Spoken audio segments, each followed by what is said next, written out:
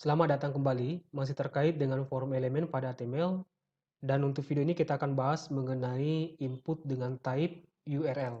Dan seperti biasa, di sini saya sudah menyiapkan file pertemuan 32 ya .html, dan file ini sudah saya jalankan di aplikasi web browser ya pertemuan 32.html. Jadi kalau misalkan ada perubahan yang kita lakukan pada Visual Studio Code, ya tepatnya di pertemuan 32, tinggal kita refresh di bagian web browsernya. Untuk menggunakan salah satu elemen dari form, itu kita awali dengan tag form seperti ini, kemudian tekan tab di keyboard. Kemudian di sini saya enter. Kemudian saya buka tag P di sini, ya karena saya akan menambahkan keterangan di sini yang terkait dengan form input ini. Nah, supaya user lebih tahu ya bahwa inputan ini memerlukan alamat URL.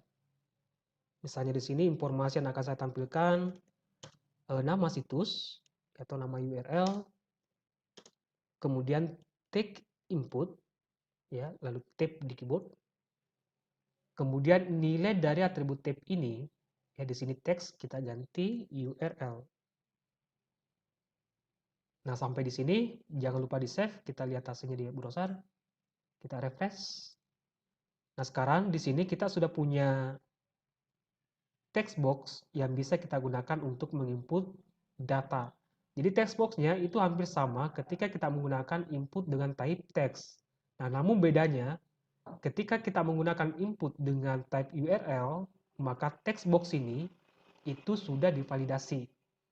Nah, maksudnya divalidasi, jika kita menginput sebuah data di sini, bukan alamat URL, maka data tersebut tidak bisa dikirim.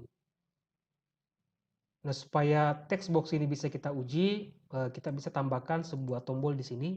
Saya enter di sini. Kita gunakan tag button. Kemudian informasi yang akan saya tambahkan di tombol ini, misalnya kirim data. Kemudian jangan lupa di sini atribut yang wajib di dalam tag button yaitu atribut type. Kemudian nilainya adalah submit. Oke, sampai di sini jangan lupa di save, kembali ke browser, kita refresh. Nah, sekarang kita sudah punya tombol kirim data ya untuk menguji apapun yang kita input di sini.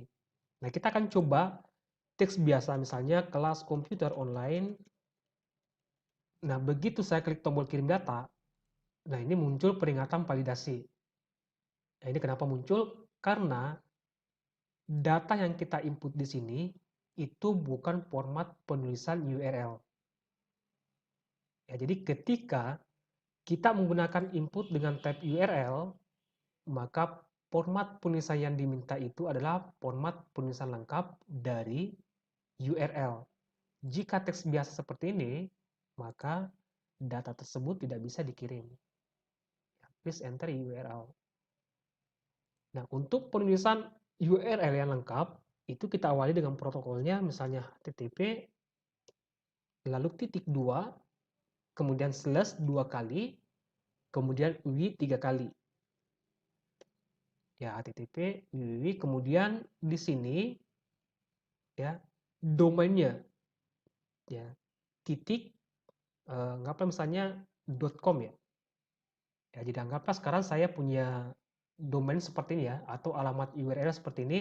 Jadi walaupun ya URL ini atau domain ini tidak aktif atau tidak ada, tapi hanya sekarang kita sudah memenuhi ya syarat yang dibutuhkan oleh input dengan type URL.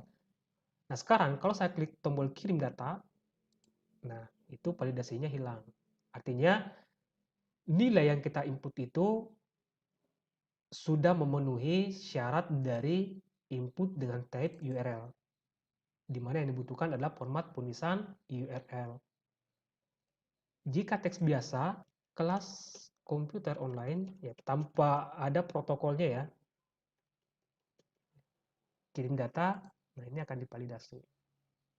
Atau supaya nilainya nanti ya bisa kita lihat di bagian URL, saya tambahkan di sini atribut name.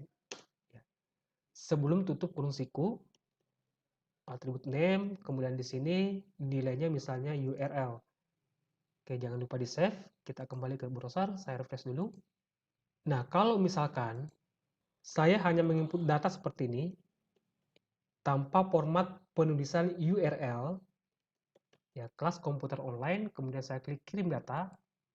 Nah, tentu divalidasi karena tidak memenuhi syarat yang diminta oleh input dengan type URL. Tapi kalau misalkan di sini saya ganti atau saya tambahkan di sini protokolnya sesuai dengan format penulisan URL /2 kali, kemudian di sini saya tambahkan domain.com. Begitu saya klik tombol kirim data, nah sekarang nilainya itu sudah dilihat di bagian URL. Ya, jadi saya ulang kembali bahwa input dengan type URL itu digunakan ya ketika kita ingin membuat form input atau ingin mengambil data dari user yang terkait dengan URL. Nah, di mana jika data yang diinput oleh user bukan format penulisan URL, maka data tersebut tidak dapat dikirim. Ya, jadi harus sesuai dengan format penulisan URL yang lengkap. Begitu mungkin mengenai input dengan type URL, semoga bermanfaat dan sampai jumpa di video berikutnya.